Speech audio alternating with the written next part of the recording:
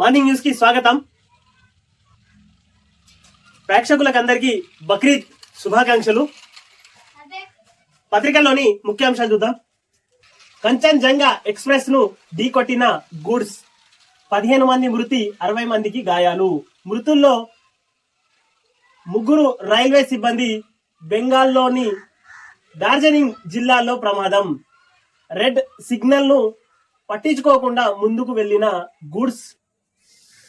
Goods రైలు Lok pilot వెనుక నుంచి express train ను ఢీకొట్టడంతో గాలిలో ఎగిరిన చివరి బోగి. అందులో పార్సిల్స్ మాత్రమే ఉండడంతో తప్పిన పెను ప్రమాదం అంటూ వార్త వేసింది 9వ పేజీలో వార్త. మొత్తం మీద గూడ్స్ ట్రైన్ ను ఎక్స్ప్రెస్ ట్రైన్ ని ఢీకొట్టడం వల్ల చివరి డబ్బాను ఢీకొట్టగానే అది గాల్లో తేలింది. ఆ చివరి డబ్బాలో ప్రజలు లేకుండా కేవలం దాంట్లో గూడ్స్ కు సంబంధించినటువంటి అంటే పార్సిల్స్ కి సంబంధించినటువంటి భోగి ఉండడం వల్ల అది గాల్లో లేచింది. పెద్ద ప్రమాదం తప్పింది అంటూ వార్త వేసింది. మొత్తం మీద 15 మంది మృతి చెందినట్టు, 60 మందికి గాయాలైనట్టు వార్త వేసింది. ఇక్కడ ఛత్తీస్గఢ్ కరెంటుతో 6,000 కోట్లు లాస్. యూనిట్ రూపాయలు 3.90 చొప్పున ఒప్పందం. అన్ని లెక్క చేస్తే యూనిట్ కు ₹5.64 ఖర్చు. గత బీఆర్ఎస్ సర్కార్ అబద్ధం నిర్ణయాలతో రాష్ట్ర ఖజానాపై 3,110 కోట్లు అదనపు భారం. ఆశించిన స్థాయిలో జరగని విద్యుత్ సరఫరా. బకాయిల విషయంలోనూ అస్పష్టతే. జ్యుడిషియల్ ఎంక్వైరీలో తవ్వినా కొద్ది అక్రమాలు అంటూ వార్త చేసింది 2వ పేజీలో వార్త. ఛత్తీస్గఢ్ కరెంట్ విషయంలో తొలుత కేసీఆర్ సర్కారు ₹3.90 చొప్పున మేము కొన్నాము అంటూ చెప్పింది.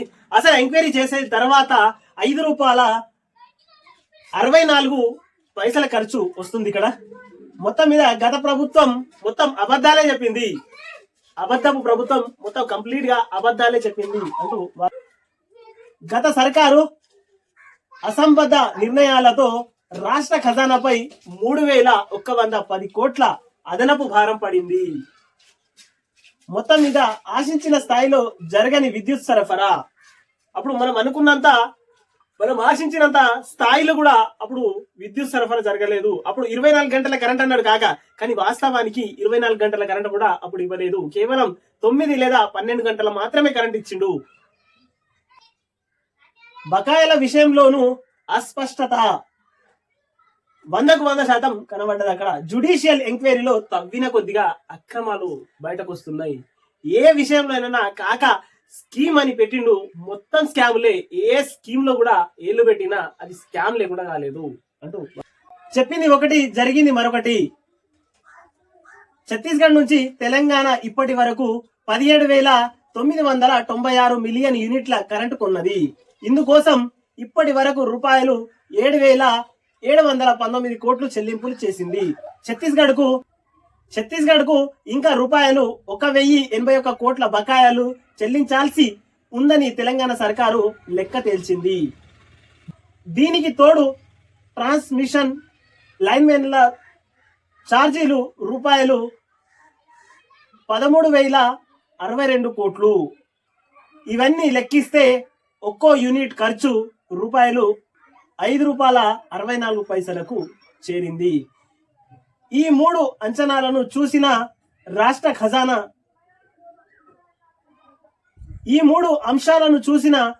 ఖజానాపై దాదాపు ₹3,100 కోట్లు అదనపు భారం పడినట్లు స్పష్టమవుతుంది. మొత్తం మీద కాక కొన్నది ₹3.90 అన్నాడు. మొత్తం మీద దీని మీద లెక్కలు తేల్చే వరకు ₹5.64 ఖర్చు ఒక్కో యూనిట్ కి పడుతుంది అంటూ ఈ సర్కారు లెక్క చేసి మరి చెప్తున్నది. కాక ఇంకా మనము బాకీ ఉన్నది 1,081 కోట్లు బకాయిలు అంటూ ఇక్కడ మొత్తం మీద కాక ఏం చేసిందంటే కోతి కొబ్బరి చిప్ప ఇచ్చినట్ట ఇది కాకకు తెలంగాణ రాష్ట్రాన్ని మొత్తం భ్రష్టు పట్టించిండు. తెలంగాణ రాష్ట్రాన్ని మిగులు బడ్జెట్ కాస్త అప్పుల ఊబిలోకి కాక దించి పడేసిండు 10 ఏళ్లల్లా. ఏ రంగంని తీసుకోండి, ఏ స్కీమ్ తీసుకోండి, కాక పరిస్థితి తెలంగాణ రాష్ట్రంలో అప్పుల కుప్పగా మార్చేసిండు. ఇంకా పైగా ఎంక్వైరీ చేసే వాళ్లకు మీరు తప్పుడు ఎంక్వైరీలు చేస్తున్నారు అంటూ ఇంకా ఘాటు లేఖలు రాసి కాక బెదిరిస్తున్నాడు. మొత్తం మీద కాక ఒక రాజు అనుకుంటున్నాడు, ఇంకా రాజుల పాలనే కొనసాగుతుంది అని కాక అనుకుంటున్నాడు.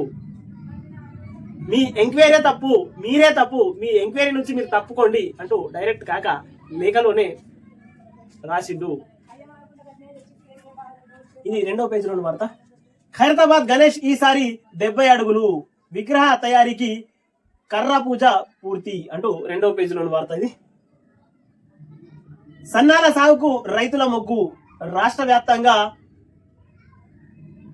ఊపందుకున్న వరి నాట్లు, వానాకాలం సీజన్లో పెరగనున్న సాగు అంటూ 4వ పేజీలోని వార్త వేసింది. ఇక్కడ సర్కారు భూముల చుట్టూ ఫెన్సింగ్, రంగారెడ్డి సంగారెడ్డి జిల్లాల్లో విలువైన ల్యాండ్ సంరక్షణకు హెచ్ఎండిఏ నిర్ణయం అంటూ 2వ పేజీలోని వార్త వేసింది. ఇది భూముల చుట్టూ కంచెలు, ప్లాంటేషన్ కు అధికారుల సన్నాహాలు, గత ప్రభుత్వ హయాంలో రాజకీయ అండదండలతో కబ్జాలు అంటూ వార్త వేసింది 2వ పేజీలోని వార్త. వైనాడ్ను వదులుకున్న రాహుల్ అంటూ వార్త వేసింది. రాయ్బరేలీ ఎంపీగా కొనసాగింపు ప్రకటించిన పార్టీ చీఫ్ ఖర్గే, వయనాడ్ నుంచి బరిలో దిగనున్న ప్రియాంక గాంధీ అంటూ వార్త వేసింది. రాహుల్ గాంధీ గారు 2 చోట్ల గెలిచిర్రు కాబట్టి వయనాడ్ నుంచి వదులుకోవాలి, వయనాడ్ నుంచి మళ్ళీ ప్రియాంక గాంధీ పోటీ చేస్తున్నారు అంటూ వార్త వేసింది. ఇక్కడ 9వ పేజీలో వార్త. ఇది 10,000 మంది టీచర్లకు ప్రమోషన్లు, ఉత్తర్వులు జారీ చేసిన విద్యాశాఖ అంటూ 2వ పేజీలో వార్త. ఇది హైదరాబాద్ లో దంచి కొట్టిన వాన, ఈదురుగాలులు, ఉరుములతో భారీ వర్షం అంటూ 4వ పేజీలో వార్త. ఇది ఈ ఏడాది నుంచే జాబ్ క్యాలెండర్, యూపీఎస్సీ తరహాలో ఏటా రిక్రూట్మెంట్, ప్రభుత్వ ఉద్యోగాల భర్తీకి సర్కారు కీలక నిర్ణయం. ఇక ఏ ఏడాది ఖాళీలు ఆ ఏడాదే భర్తీ, సర్కారు ఆదేశాలతో రంగంలోకి ఆఫీసర్లు. యూపీఎస్సీ కేరళలో విధానంపై ఇప్పటికే అధ్యయనం, 2 నెలల కింద ప్రకటించనున్న ఎలక్షన్ కోడ్తో లేట్ అంటూ 2వ పేజీలో వార్త. ఇది ఈ ఏడాది నుంచే జాబ్ క్యాలెండర్ అంటూ వార్త వేసింది 2వ పేజీలో వార్త. ఇది 28 మంది ఐపీఎస్లు బదిలీ అంటూ 4వ పేజీలో వార్త. అణ్వాయుధాలు పెరుగుతున్నాయి అంటూ 9వ పేజీలో వార్త. పై ఫ్రీజ్ అయిన అమెరికా ప్రెసిడెంట్ అంటూ 9వ పేజీలో వార్త. ఇది కరెంట్ తీగపై కాకి లెక్క, విద్యుత్ కావాలట, లైన్ ఛార్జీలు ఇవ్వదట, లెక్కకు పనికిరాని సర్కారు లీకు వీరులు అంటూ వార్త వేసింది. ఇక్కడ కేసీఆర్ లేఖతో ఆత్మరక్షణలో ప్రభుత్వ పెద్దలు, ఆరోపణను డొల్లేనని తేలడంతో కొత్త ఎత్తులు, ఛత్తీస్గఢ్ నుంచి విద్యుత్ కొనుగోళ్లతో రాష్ట్రానికి 6,000 కోట్ల నష్టం అంటూ తప్పుడు ప్రచారం, ఎక్కడ కరెంటు కొన్న సరఫరా ఛార్జీలు తప్పనిసరి, దాని నష్టంగా చూపేందుకు ఆపసోపాలు, యూనిట్ ధర ₹3.90గా ఉండగా ఎక్కువకు కొన్నట్టు చూపిస్తూ బురద జల్లే ప్రయత్నం అంటూ వార్త వేసింది. ఇక్కడ మొత్తం మీద కాగా దాన్ని మళ్ళీ సమర్థించుకోవడానికే చూస్తున్నది పత్రిక. మొత్తం మీద ఇది కాక ఇచ్చిందో లేకుంటే నమస్తే తెలంగాణ పత్రిక రాస్తుందో అర్థం కాని రాతలతోని తికమక అవుతుంది. మొత్తం మీద అప్పుడు ఉన్నటువంటి బీఆర్ఎస్ పెద్దలు మొత్తం మీద తికమక అవుతున్నారు. ఏం చెప్పాలనో, ప్రజలకు ఏ రూపంలో చెప్పాలనో అర్థం కాక తికమక ఇలా వేస్తుంది అంటూ తెలంగాణ ప్రజలు అనుకుంటున్నారు. కాక మొత్తం మీద కాక పరిశాన్లో, డిప్రెషన్ లోకి వెళ్ళి మొత్తం ఆగమాగం లెక్కలు చూపెట్టుకుంటా, ఆగమాగం కథలు చేసుకుంటా ఆగమాగం అవుతున్నాడు కాక అంటూ తెలంగాణ ప్రజలు అనుకుంటున్నారు. కాక